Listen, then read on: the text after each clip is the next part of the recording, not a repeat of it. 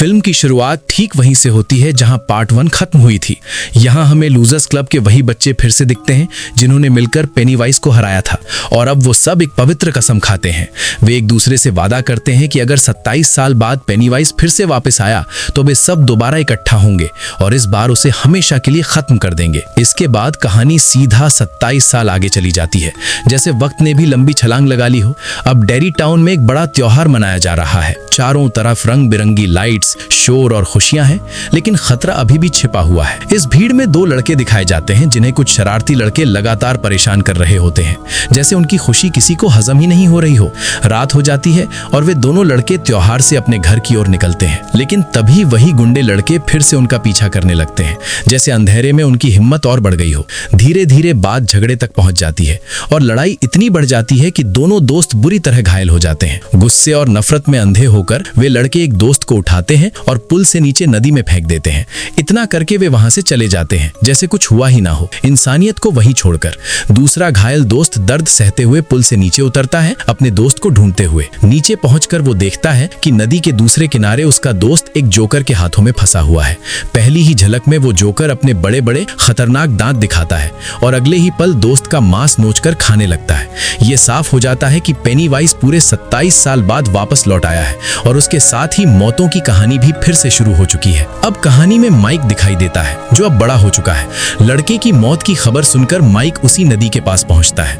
वहां उसे एक खंबे पर खून से लिखा हुआ संदेश दिखता है, कम होम कम होम। इसे देखते ही माइक समझ जाता है कि उसका डर सच बन चुका है, पेनीवाइज लौट आया है। माइक तुरंत लाइब्रेरी पहुंचता है और लूजर्स क्लब के पुराने दोस्तों की जानकारी और नंबर ढूंढने लगता है। वो अकेला था जो अब भी डेरी टाउन में रहता था, बाकी सब दोस्त अलग अलग शहरों में बस चुके थे।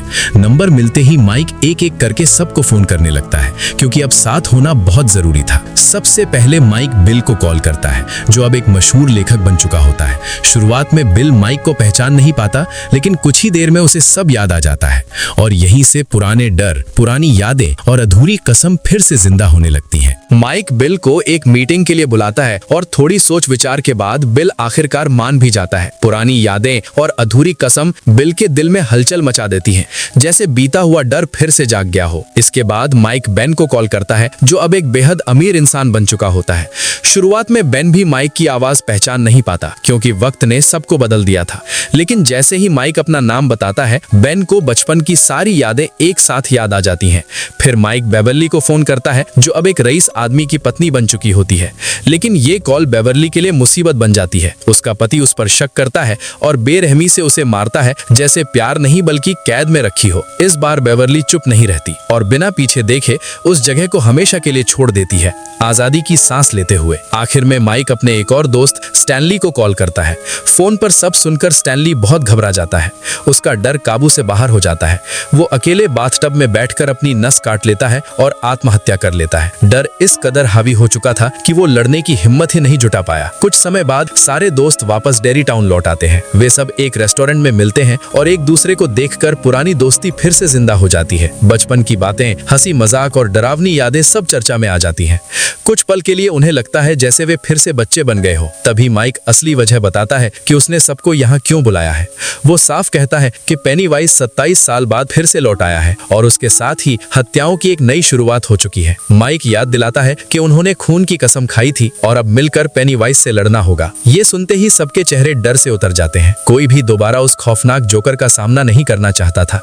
डर, शक और कमजोरी हर किसी की आंखों में साफ दिखने लगती है। इसी दौरान वे सब अपने अपने फॉर्चून कुकीज खोलते हैं। लंबी बातचीत के बाद उन कुकीज के अंदर से निकले कागज मिलकर एक लाइन बनाते हैं। लिखा होता है, Stanley could not cut it. ये पढ़ते ही सब सन्न रह जाते हैं।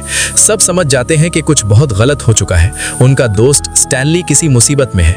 रेस्टोरेंट से बाहर निकलते ही बेवर्ली स्टैनली को फोन करती है, लेकिन फोन पर जो खबर मिलती है वो सबको अंदर तक हिला देती है। उन्हें पता चलता है कि स्टैनली ने आत्महत्या कर ली है। ये सुनते ही डर और भी गहरा हो जाता है। एक एक करके सब वहां से जाने लगते हैं, जैसे हिम्मत टूट चुकी हो। आखिर में माइक किसी तरह बिल को रोक लेता है और उसके साथ रुकने के लिए मना लेता है। माइक बिल को अपने घर ले जाता है, जो असल में एक लाइब्रेरी होती है। वहां माइक चुपके से पानी में दवा मिलाकर बिल को पिला देता है। कुछ ही देर में बिल को अजीब अजीब दृश्य दिखने लगते हैं और उसकी आंखों के सामने डरावनी कल्पनाएं जिंदा होने लगती हैं। माइक बिल को एक पुराना पत्थर का बर्तन दिखाता है जो देखने में साधारण लगता है, लेकिन इसके अंदर एक बड़ा राज छुपा होता है। माइक बताता है कि इसी पुराने बर्तन में पेनीवाइज को कैद किया जा सकता है। वो बिल को बताता है कि 18वीं सदी में एक अमेरिकी आदिवासी जनजाति ने एक खास रिवाज करके पेनीवाइज को इसी बर्तन में बंद किया था। माइक ये भी बताता है कि वो खुद उस जनजाति से मिला था और किसी तरह ये बर्तन चुरा लाया ताकि पेनीवाइज को फिर से काबू में किया जा सके। दवा के असर में बिल सब कुछ साफ साफ देखने लगता है। उसे वही आदिवासी, वही रिवाज और वही डरावने दृश्य दिखाई देते हैं। अब बिल को यकीन हो जाता है कि माइक झूठ नहीं बोल रहा था। आखिरकार बिल भी इस लड़ाई के लिए हामी भर देता है। दूसरी तरफ एक होटल में बेवर्ली बेन को अपनी डरावनी बातें बताती है। वो कहती है कि उसे बार बार ऐसे सपने आते हैं जिनमें उसके सारे दोस्त एक एक करके मर जाते हैं। वो ये भी बताती है कि उसने पहले ही सपने में देख लिया था कि स्टैनली आत्महत्या करेगा। अब दोनों समझ जाते हैं कि अगर उन्होंने पेनीवाइज को नहीं मारा तो वही होगा जो बेवर्ली ने सपनों में देखा है। आखिरकार बेन भी माइक का साथ देने के लिए मान जाता है। थोड़ी देर बाद माइक और बिल भी वहां पहुंच जाते हैं। अब सारे दोस्त एक जगह इकट्ठा होते हैं और पेनीवाइज को खत्म करने की योजना बनाते हैं। माइक सबको बताता है कि पेनीवाइज को मारने के लिए उन्हें एक खास रिवाज करना होगा। उस रिवाज में हर किसी को अपने अतीत से जुड़ी एक चीज लानी होगी। उन सभी चीजों को जलाकर ही पेनीवाइज को कमजोर किया जा सकता है और ये पूरा रिवाज उसी पुराने पत्थर के बर्तन में किया जाएगा। अब सब अलग अलग हो जाते हैं और अपनी अपनी यादों से जुड़ी चीजें ढूंढने निकल पड़ते हैं। सबसे पहले बेवर्ली अपने बचपन के घर जाती है जहां वो कभी अपने पिता के साथ रहती थी। वहां उसकी मुलाकात एक औरत से होती है जो अब उस घर में रहती है। बेवर्ली हॉल में रखी एक पुरानी चिट्ठी ढूंढती है जो बचपन में बेन ने उसे दी थी। जैसे ही वो चिट्ठी लेकर बाहर निकलने वाली होती है वो औरत अचानक एक भयानक दानव में बदल जाती है, लेकिन बेवर्ली समय रहते भाग निकलती है और वो चिट्ठी अपने साथ ले आती है। उधर बिल उस नाले के पास रुकता है जहां से पेनीवाइज उसके छोटे भाई को ले गया था। नाले के अंदर जाकर बिल रोते हुए चिल्लाता है और पूछता है कि इतने बच्चों में उसके भाई को ही क्यों चुना गया था। तभी नाले की पाइपलाइन में पेनीवाइज की आवाज गूंजती है। वो कहता है, मुझे बिल चाहिए था, बिल नहीं मिला इसलिए मैंने उसका भाई ले लिया। नाले के अंदर बिल को अपने छोटे भाई की परछाई दिखती है। वो अपने हाथ में वही कागज की नाव पकड़े होता है जो बिल ने उसे बचपन में दी थी। उस पल बिल का दर्द, डर और गुस्सा सब एक साथ लौट आते हैं। बिल खुद को संभालते हुए सीवर की पाइपलाइन में हाथ डालता है और अपने छोटे भाई को बाहर खींचने की पूरी कोशिश करता है, लेकिन तभी पेनीवाइज कई डरावने हाथों की मदद से बिल को अंदर की ओर खींचने लगता है। डर के मारे बिल झट से अपना हाथ छुड़ाता है और किसी तरह बाहर आ जाता है। दिल जोर जोर से धड़क रहा होता है। उसके हाथ में वही कागज की नाव होती है जो उसने कभी अपने भाई को दी थी। इसे देखकर बिल को अपने बीते हुए दर्द, डर और गुनाह की याद आ जाती है, जैसे जख्म फिर से हरे हो गए हों। इसी तरह रिची को भी अपने बचपन के सिक्के मिलते हैं। बाकी दोस्तों को भी अपनी अपनी जिंदगी से जुड़ी पुरानी चीजें मिलती हैं जो उन्हें उनके अतीत से जोड़ देती हैं। हर चीज एक ही बात कह रही थी, डर अब भी जिंदा है। इसके बाद सभी दोस्त एक साथ उस पुराने खंडहर वाले घर की ओर बढ़ते हैं जहां एक गहरा कुआं मौजूद होता है।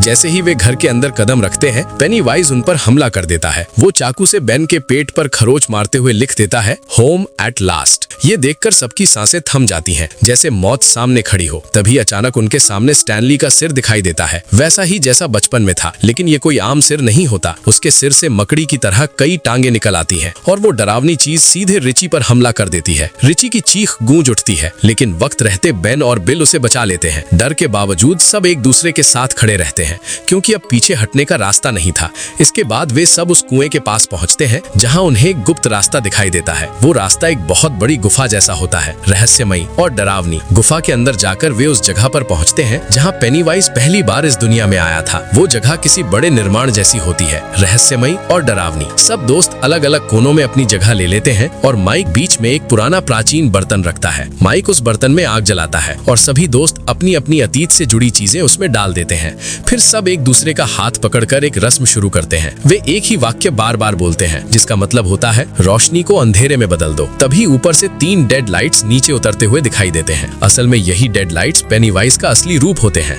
धीरे धीरे वे डेड लाइट्स उस प्राचीन बर्तन में समा जाते हैं। माइक तुरंत उसे ढक देता है, लेकिन तभी वहां से एक लाल गुब्बारा बाहर निकलता है। गुब्बारा फूलता जाता है और अचानक फट जाता है और उसी में से पेनीवाइज फिर से बाहर आ जाता है। पेनीवाइज हंसते हुए ताना मारता है और कहता है, क्या माइक ने तुम्हें रस्म करने का सही तरीका नहीं बताया? फिर वो सच उजागर करता है। वो बताता है कि अगर ये रस्म पूरी हो जाती तो इसे करने वाले सभी लोग खुद ही खत्म हो जाते। ये सुनते ही सब समझ जाते हैं कि वे एक बहुत बड़े धोखे में फंस चुके थे। ये सुनते ही सबको गहरा झटका लगता है। उन्हें समझ समझ आ जाता है कि माइक ने ये सच उनसे छुपाया था और यही बात सबको अंदर तक तोड़ देती है। गुस्से और दुख में सब माइक पर भड़क जाते हैं क्योंकि अब भरोसा भी हिल चुका था। उसी पल पेनीवाइज अपना असली खतरनाक रूप दिखाता है। वो एक विशाल डरावनी मकड़ी में बदल जाता है और बिना समय गवाए सब पर हमला कर देता है। पेनीवाइज हर एक दोस्त को अलग अलग डरावने दृश्य दिखाता है। वो वही दिखाता है जिससे वे सबसे ज्यादा डरते हैं। किसी को बीता हुआ दर्द, किसी को शर्म, तो किसी को अपनी कमजोरी। डर उनके दिमाग पर हावी होने लगता है जैसे हिम्मत जवाब दे रही हो। तभी पेनीवाइज रिची को हवा में उठा लेता है और अपनी भयानक डेडलाइट्स दिखाता है। रिची चीखने लगता है, उसकी जान निकलने लगती है, लेकिन उसी वक्त एडी खुद को संभालता है। डर को पीछे छोड़ते हुए वो एक लोहे की छड़ पेनीवाइज की तरफ फेंक देता है। छड़ सीधे उसके चेहरे पर लगती है। पेनीवाइज दर्द से तड़पने लगता है जैसे पहली बार उसे चोट लगी हो। पेनीवाइज की हालत देखकर माइक को लगता है कि शायद अब जीत उनके हाथ में है। उसे लगता है कि उन्होंने पेनीवाइज को खत्म कर दिया है, लेकिन ये सोच बहुत जल्दी टूट जाती है। पीछे से पेनीवाइज अचानक हमला करता है और अपनी मकड़ी जैसी टांग से एडी को बुरी तरह घायल कर देता है। सब समझ जाते हैं कि अब वे मौत के बहुत करीब हैं। तभी माइक सच बताता है।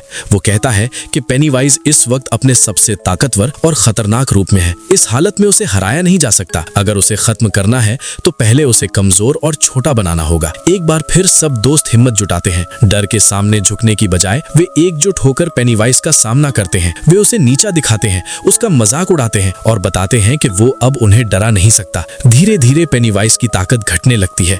वो सिकुड़ता जाता है, छोटा होता जाता है, जैसे उसका घमंड टूट रहा हो। जब वो बहुत छोटा हो जाता है, माइक उसका दिल बाहर निकाल लेता है। सब दोस्त मिलकर उसके दिल को अपने हाथों से कुचल देते हैं और इसी के साथ पेनीवाइज का अंत हो जाता है। इसके बाद सब एडी के पास जाते हैं, लेकिन जांच करने पर पता चलता है कि एडी भी मर चुका है। रिची और बाकी दोस्त टूट जाते हैं। खामोशी हर तरफ फैल जाती है। अब सबको अपना बचपन बहुत याद आने लगता है। वही मासूम दोस्ती, वही डर और वही साथ जो अब कभी वापस नहीं आएगा। तभी उन्हें अपने दोस्त स्टैनली का एक खत मिलता है जो उसने मरने से पहले उन सब के लिए लिखा था। खत में वो लिखता है कि माइक का फोन आने के बाद वो बहुत डर गया था। स्टैनली बताता है कि उसे पता था वो कभी पेनीवाइज का सामना नहीं कर पाएगा। वहां जाकर वो मदद की बजाय बोझ बन जाएगा, इसीलिए उसने ये रास्ता चुना।